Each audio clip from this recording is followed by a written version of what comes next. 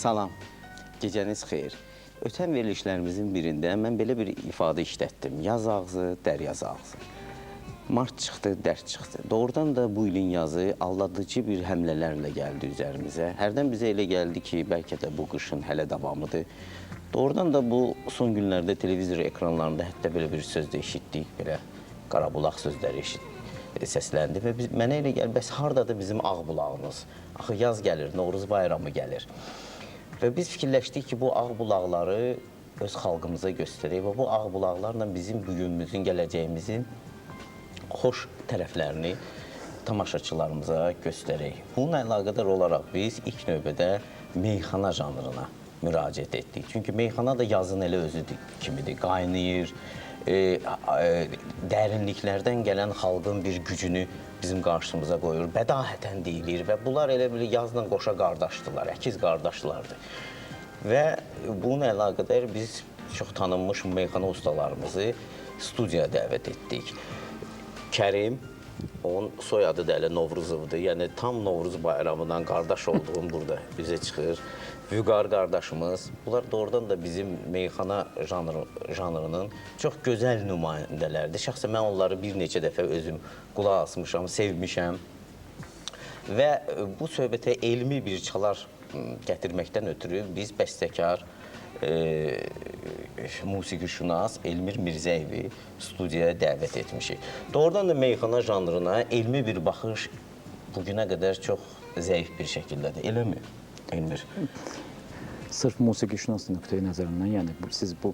Mən buna daha da ədəbiyyat nümunəsi kimi hətta baxardım. Yəni, belə danışaq ki, birbaşa mətləbə keçmək üçün mənə maraqlıdır ki, özümə.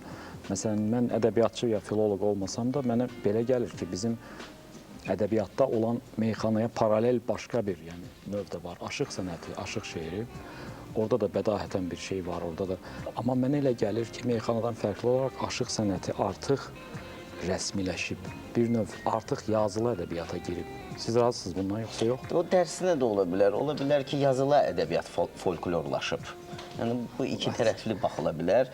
Doğrudan da folklor çox canlı şəkildə bugün elə bir meyxanadadır. Artıq bizim aşıq ədəbiyyatımızda mən səninlə razıyam ki, sərhədlər yazılı ədəbiyyatdan elə bir çox ciddi şəkildə pozulubdur. Həqiqətən bu folklor haqqında müasir dünya elmidir. Bugün bir çox fikirlər söylənilir. Məsələn, Fransanın çox ünlü bir filosofu var, Jean Baudrillard. O deyir ki, Amerikanın Hollywoodu folklordur. Yəni, folklor haqqında çox geniş sözlər söylənilir. Bizdə hələ deməzdim ki, bizdə çox canlı folklor hələ də qalır. Canlı folklor bizdə ilk növbədə mənə elə gəlir bugün. Meyxana, çünki bədahətən demək, canlı danışmaq meyxanada üstünlük təşkil edir. Nəyə görə bugün meyxana haqqında biz bu söhbəti açırıq? Çünki bugün modern və postmodern anlayışları üzərində çox ciddi tartışmalar gedir dünyada. Siz, ümumiyyətlə, Həmid, mən bir şey də əlavə eləmək istəyərdim. Meyxananın sırf, yəni folklor kimi sırf özünü saxlamasından başqa, meyxananın başqa bir rolu da bizim cəmiyyətdə var idi. Ta qədim zamanlarda meyxana bizim cəmiyyətdə bir növ underground rol oynayıb. Bir dəqiqə, mən onu deyim ki, mən telefonları deməyi unutdum. O demək deyil ki, biz ancaq özümüz bu 4 nəfər danışacaq, həm də bizim tamaşaçılar söhbətə qoşulacaqlar. Demək, bizim telefonumuz 492-76-96. Zəng eləyin, öz fikrinizi bildirin. Mən səninlə razıyam.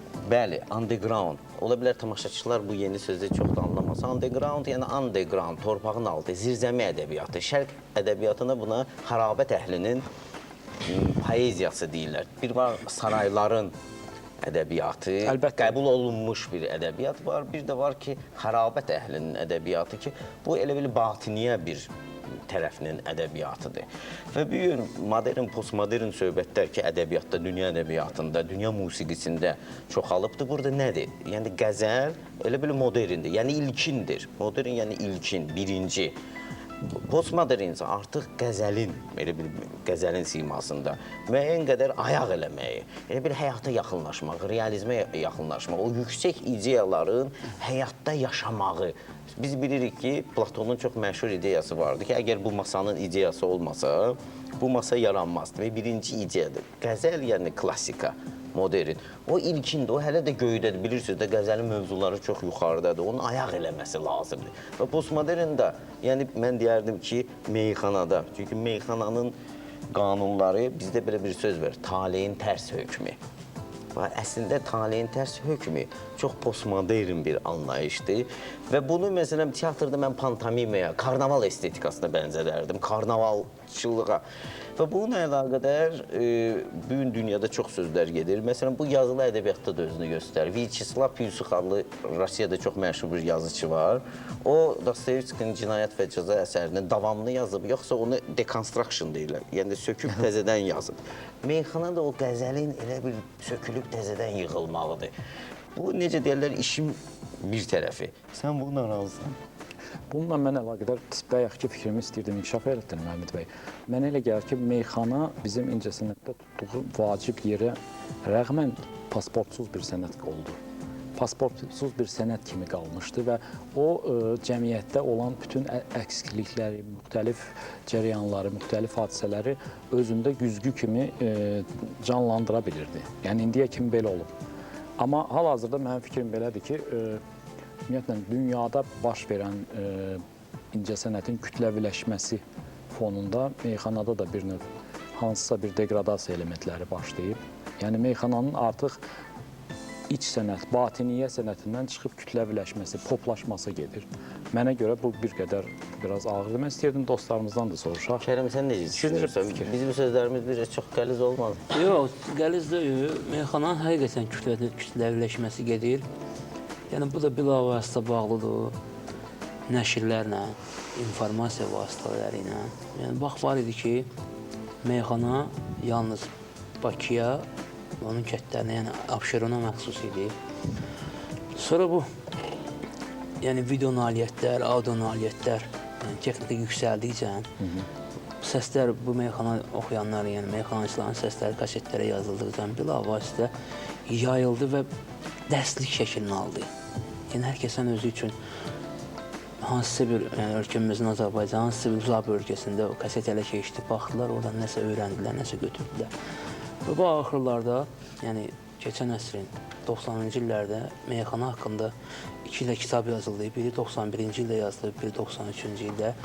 Yəni, bu artıq özü kütləviləşməyə aparırdı. Meyxanaçılar var ki, oradan nəsə əzbərləyib oxuyurdular. Meyxanaçılar var ki, yəni onlar üçün dərslik xarakteri daşıyırdı, oxuyurdular və özlərində nə əlavəsi vardı, oradakı müəyyən sözlərə çalışdı.